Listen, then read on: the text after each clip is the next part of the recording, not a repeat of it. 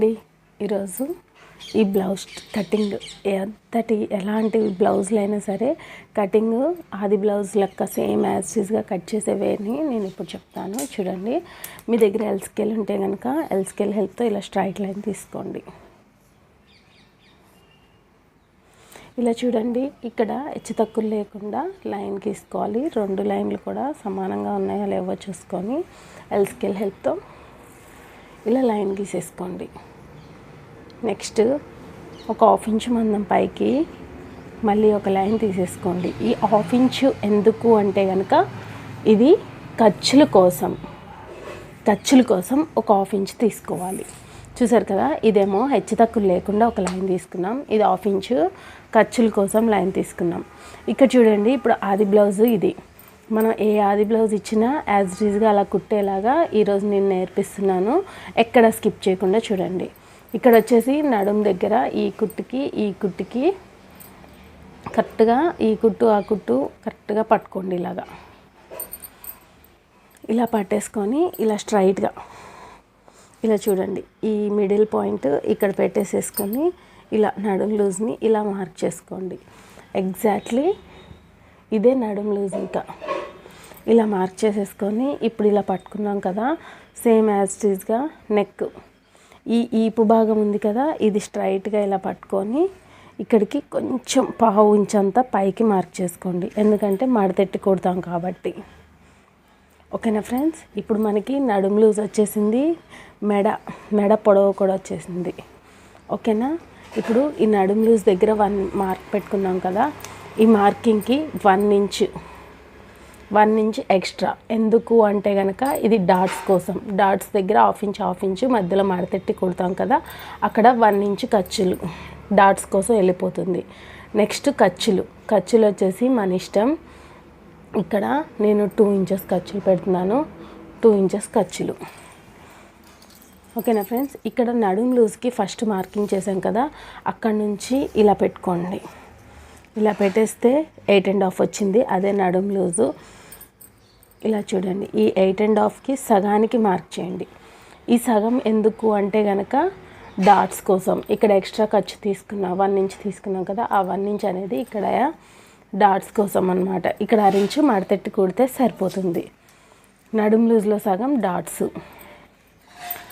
Next friends చూడండి, మనం పొడవు బ్లౌజ్ పొడవుకి వచ్చేసి షోల్డర్ మిడిల్, ఇక్కడ షోల్డర్ మిడిల్, ఇక్కడ ఇది డాట్స్ దగ్గర పట్టుకోండి. ఇలా డాట్స్ దగ్గర పట్టుకొని షోల్డర్ మిడిల్ పట్టుకొని ఇలా ఖర్చుల కోసం పెట్టుకున్న లైన్ మీద నుంచి ఇక్కడికి మార్క్ చేయండి. ఇక్కడికి మార్క్ చేయాలి. ఇక్కడికి మార్క్ చేసేస్తే ఇదే మనకి బ్లౌజ్ పొడవు అన్నమాట. టేప్తో పని లేదండి. బ్లౌజ్ పొడవు, బ్లౌజులు నడుము లూజు టేప్తో పని లేకుండా ఇలా చూసేసుకోవచ్చు. ఇప్పుడు మనకి పొడవు వచ్చేసింది, నడుము లూజ్ వచ్చేసింది, మెడ పొడవు కూడా వచ్చేసింది అన్నమాట. ఓకేనా ఫ్రెండ్స్, ఇక్కడ మెడ పొడవు పెట్టాం కదా, దీనికి ఒక లైన్ గీసేసుకుందాం. మెడ పొడవుకి ఇలా ఒక లైన్ గీసేసాక మళ్ళీ ఒక హాఫ్ ఇంచ్ పైకి ఖర్చుల కోసం పెట్టి ఒక లైన్ గీయండి. ఓకేనా, ఖర్చులతో కలిపి ఇప్పుడు మనం ఒక లైన్ గీసాము. ఇప్పుడు వచ్చేసేసి ఇలా చూడండి, చంక డౌన్ ఎలా తీస్తున్నాను చూడండి. చంక డౌన్ కోసం బ్యాక్ పార్ట్ సైడ్ పట్టుకోండి. ఇలాగా ఈ చంక డౌన్ కుట్టు ఉంది కదా, ఈ కుట్టు దగ్గరికి ఇలా పట్టుకోండి. ఇలా పట్టుకొని ఇలా ఒక మార్కింగ్ చేసుకోండి. ఇక్కడికి ఒక మార్కింగ్ చేసుకుంటే సరిపోతుంది. ఇప్పుడు ఆ మార్కింగ్ అనేది ఎన్ని ఇంచులు వచ్చిందో ఒకసారి టేప్తో చూసుకుందాము. చూసారు కదా, ఇక్కడ పాదకు 6 వచ్చింది, పైకి 5.5కి పెడుతున్నాను. ఎందుకంటే ఖర్చులకి ఒక పావు ఇంచు మందం పైకి ఖర్చులకి పెట్టాలి. ఒక పావు ఇంచు మందం పైకి పెడితే ఖర్చులకి సరిపోతుంది. ఓకేనా ఫ్రెండ్స్, ఇప్పుడు చంక డౌన్ కూడా వచ్చేసింది మనకి పాయింటింగ్ అనేది. నెక్స్ట్ వచ్చేసేసి మెడ ఎవరికైనా 2 ఇంచెస్ సరిపోతుందండి. ఒకవేళ వీళ్ళకి 2 ఇంచెస్ కన్నా పెద్దగా ఉందేమో చూద్దాం. ఎందుకంటే డీప్ నెక్ కాదు కదా, డీప్ నెక్ అయితే 2 ఇంచెస్ సరిపోతుంది. డీప్ నెక్ కాకపోతే కనుక మెడ పొడవు కూడా ఎలా చెక్ చేసుకోవాలో నేను ఇప్పుడు చూపిస్తాను. మనకు ఆది బ్లౌజ్ ఎలా ఇచ్చారో యాజ్ ఇట్ ఈస్గా సేమ్గా కుట్టాలి అనుకుంటే కనుక ఇలా చెక్ చేసుకోవచ్చు. ఎవరికైనా 2 పెట్టేస్తే సరిపోతుంది. కొంచెం ఏజ్ బార్ వాళ్ళకైతేనే కొంచెం చూడాలి, వాళ్ళే కదా డీప్ నెక్కులు తొడవరు, అందుకని వాళ్ళకైతేనే చెక్ చేసుకోవాలి. ఇలా చూడండి, ఎగ్జాక్ట్లీగా మనం బ్లౌజ్ ఎలా అయితే వేసుకుంటున్నామో అలాగనే పరిచాను నేను. సేమ్ ఎగ్జాక్ట్లీగా పరిచేసాను. ఇక్కడ మీరు చూస్తున్నట్టయితే మీకు అర్థమైపోతుంది. ఇప్పుడు యాజ్ ఇట్ ఈస్గా మార్కింగ్ అనేది చేద్దాము. వాళ్ళు నెక్ ఎంత ఇచ్చారో అంతే నెక్ పెట్టాలి అనుకుంటే కనుక ఇలా మార్కింగ్ చేయాలి.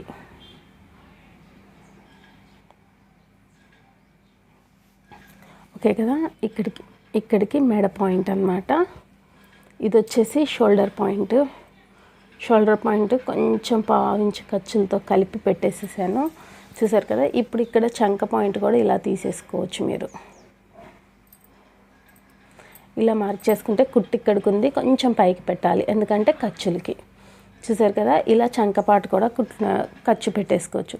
ఇలా మీరు సర్దుకున్నారంటే బ్లౌజు నడుం లూజు, మెడ పొడవు, మెడ ఇక్కడ మెడ పొడవు వెడల్పు ప్లస్ షోల్డరు, చంక డౌను అన్నీ వచ్చేస్తాయండి. ఇంతేనండి బ్లౌజ్లో బ్యాక్ పార్ట్ మార్కింగ్స్. ఇప్పుడు మెడ షోల్డరు ఎంత వచ్చిందో ఒకసారి చూస్తున్నాను. 2 ఇంచెస్ వచ్చింది. ఇక్కడ షోల్డర్ వచ్చేసి 3 ఇంచెస్, మెడ వచ్చేసి 8 ఇంచెస్ ఉంది. ఇక్కడ నెక్ డీప్ వచ్చేసి 8 ఇంచెస్ ఉంది. ఇక్కడ 2 ఉంది కాబట్టి ఇక్కడ 2.5 పెట్టాలి. కానీ మరి వీళ్ళు ఓవర్ డీప్ తొడగరు, అందుకని నేను 2.2 పెడుతున్నాను, ఎక్కువ పెట్టట్లేదు. ఇప్పుడైతే ఈ మార్కింగ్ ఈ పాయింట్ కలిపేటట్టు ఒక లైన్ గీసేసుకుందాం మెడకి. మెడ నెక్స్ట్ వచ్చేసి చంక డౌన్ లైన్ అన్నమాట. ఇది చంక డౌన్ లైన్ 5.5 పెట్టాను. ఇక్కడ 3 ఇంచెస్ ఉంది కదా, ఈ 3 ఇంచెస్ నుంచి స్ట్రైట్గా మార్క్ చేసుకుంటే ఈ లైన్ కూడా వచ్చేస్తుంది మనకి. ఓకే కదా. చంక డౌన్ లైన్ వచ్చేసింది కదా. ఆ చంక డౌన్ లైన్ మీద చెస్ట్ లూజ్ తీయాలి. చెస్ట్ లూజ్ ఎలా తీయాలి అంటే మ్యాక్సిమం హై చెస్ట్ ఉన్న వాళ్ళకి తప్ప మిగతా వాళ్ళందరికీ ఇక్కడ 1 ఇంచ్ కలిపి మార్కింగ్ చేసాం కదా, ఆ మార్కింగ్ డాట్ ఎంత డాట్స్కి కలిపి మార్క్ చేసాం కదా, ఆ మార్కింగ్ పాయింట్ ఎన్ని ఇంచెస్ వచ్చిందో చూడండి. 9.5. నడుం లూజ్కి 1 ఇంచ్ కలపాలి. అదే 9.5 ఇక్కడ పెట్టేస్తున్నాను. అదే చెస్ట్ లూజ్ అన్నమాట. 9.5 2 ఇంచెస్ ఖర్చులు. ఇక్కడ ఈ పాయింట్స్ చివరి పాయింట్స్ సేమ్ రావాలన్నమాట. సేమ్ స్ట్రైట్ లైన్ రావాలి. అలా స్ట్రైట్ లైన్ వస్తేనే ఇక్కడ 1/2 ఇంచు మడతెట్టి కుట్టేశాక అప్పుడు మనకి నడుము లూజ్ తక్కువ అయిపోతుంది, చెస్ట్ లూజ్ కొంచెం బ్రాడ్ వస్తుంది అనమాట. ఇప్పుడు చూసారు కదా మార్కింగ్ అయిపోయింది. ఇక్కడ చంక డౌన్ ఆమ్ రౌండ్ స్కేల్తో ఎలా తీసుకోవాలో చూపిస్తాను. ఇక్కడ వచ్చేసి ఇది డీప్ నెక్ కాదు కాబట్టి 1.5 ఇంచ్ తీసుకోవాలి ఆమ్ రౌండ్కి. ఒకవేళ డీప్ నెక్ అయితే కనుక 1 ఇంచ్ తీసుకోండి. ఇలా చూడండి, ఇక్కడికి 1.5కి పాయింట్ చేయండి.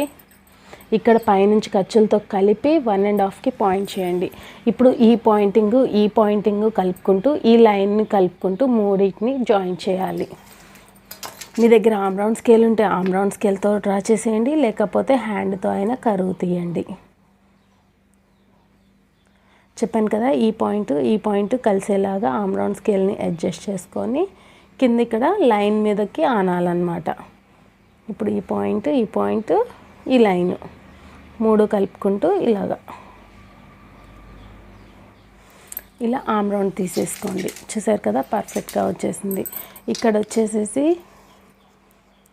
ఇలా రౌండ్ తీసుకోండి, రౌండ్ నెక్ పెట్టడానికి. ఇంతేనండి. బ్యాక్ పార్ట్ కటింగ్ అనేది చాలా ఈజీగా ఉంటుంది. మీకు అర్థమయ్యే ఉంటుంది. మీకు అర్థమై ఉంటే కనుక మన ఛానల్కి ఒక లైక్ ఇచ్చి ప్రోత్సహించండి ఫ్రెండ్స్.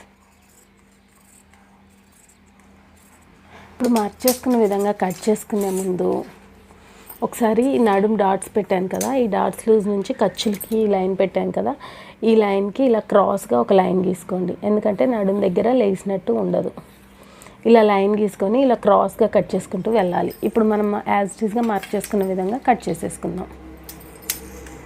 ఇక్కడ మాత్రం క్రాస్గా కట్ చేస్తున్నాను చూడండి.